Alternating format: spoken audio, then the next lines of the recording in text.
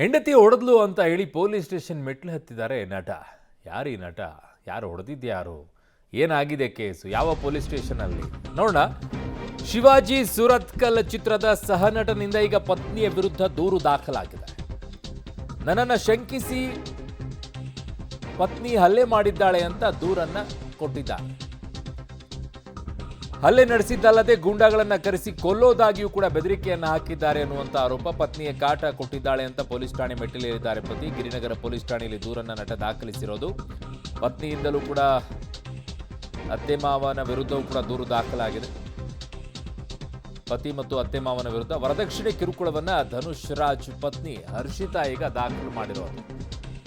ಈ ಕಡೆಗೆ ಹೊಡೆದಿದ್ದಾರೆ, ಕೊಲೆ ಯತ್ನ ಮಾಡಿದ್ದಾರೆ ಅಂತ ಬೆದರಿಕೆಯನ್ನ ಆ ಕಡೆಗೆ ಹಾಕಿದ್ದಾರೆ ಅಂತ ಅವರ ಆರೋಪ. ಈ ಕಡೆಗೆ ಇವರು ವರದಕ್ಷಿಣೆ ಕಿರುಕುಳವನ್ನ ಪತಿ ಮತ್ತು ಗಂಡ ಹೆಂಡತಿ ಇಬ್ಬರು ಕೂಡ ಕೊಟ್ಟಿದ್ದಾರೆ ಅನ್ನುವಂತಹ, ಅತ್ತೆ ಮಾವ ಕೊಟ್ಟಿದ್ದಾರೆ ಅನ್ನುವಂಥ ಆರೋಪವನ್ನು ಇವರು ಕೂಡ ಮಾಡಿದ್ದಾರೆ.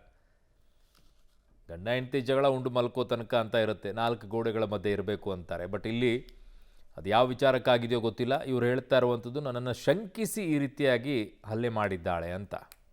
ನನ್ನ ಸಹೋದ್ಯೋಗಿ ಈಗ ಕ್ರೈಮ್ ಬ್ಯೂರೋ ಹೆಡ್ ಆಗಿರುವಂಥ ಮುರಳೀಧರ್ ನನ್ನ ಸಂಪರ್ಕಕ್ಕೆ ಸಿಗ್ತಾ ಇದ್ದಾರೆ. ಮುರಳಿ, ಈ ಕೇಸ್ ಬಗ್ಗೆ ಏನು ಡೀಟೇಲ್ ಸಿಗ್ತಾ ಇದೆ ಮುರಳಿ?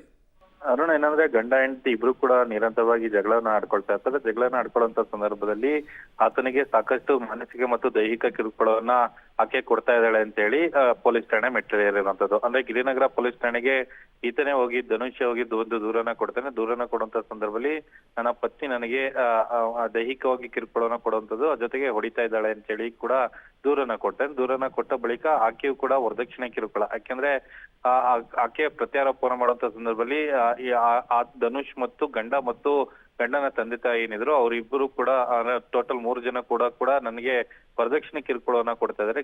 ವರದಕ್ಷಿಣೆಗೋಸ್ಕರ ಈ ರೀತಿಯಲ್ಲಿ ಹಲ್ಲೆನ ಮಾಡ್ತಾ ಇದ್ದಾರೆ. ಅದನ್ನ ಮುಚ್ಚಾಕ್ಲಿಕ್ಕೆ ನನ್ನ ಮೇಲೆಯೇ ಆರೋಪವನ್ನ ಮಾಡ್ತಾರೆ, ನನ್ನ ಮೇಲೆಯೇ ಪ್ರಕರಣವನ್ನ ಕೊಡುವಂತ ಪ್ರಯತ್ನಗಳನ್ನ ಮಾಡ್ತಾ ಇದಾರೆ ಅಂತ ಹೇಳಿ ಈಗ ಆರೋಪ ಪ್ರತ್ಯಾರೋಪ ಎರಡನ್ನೂ ಕೂಡ ಮಾಡಿರುವಂತದ್ದು.